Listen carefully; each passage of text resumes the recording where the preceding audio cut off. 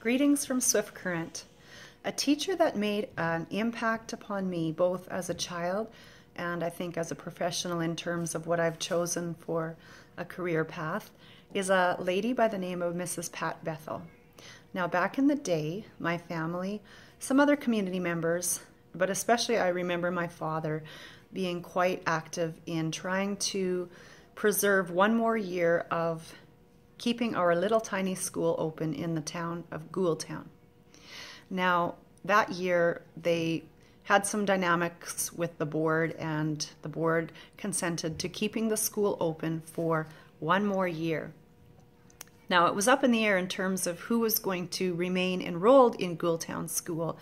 And as it turned out, despite the negotiating and advocating to keep our town school open, because as everybody knows, a school is kind of the core and central component of any community, only 7 students remained registered in Ghoultown School that year, and I was one of them.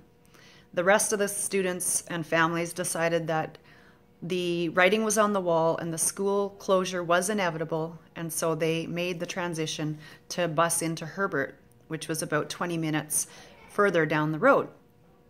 So that year, we had a school with an enrollment of 7.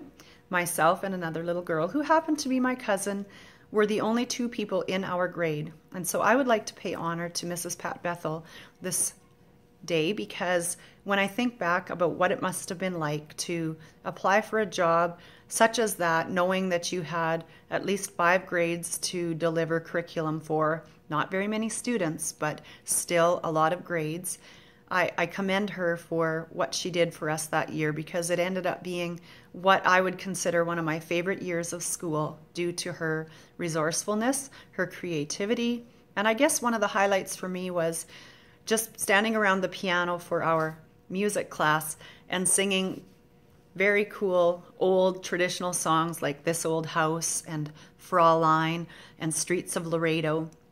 And so fast forward to myself now as an educator, I was given the opportunity to teach Mrs. Bethel's granddaughter first grade. So things have come full circle, but I would like to just pay credit to Mrs. Bethel and what she did for us that year in Ghoultown School, the year of the 7.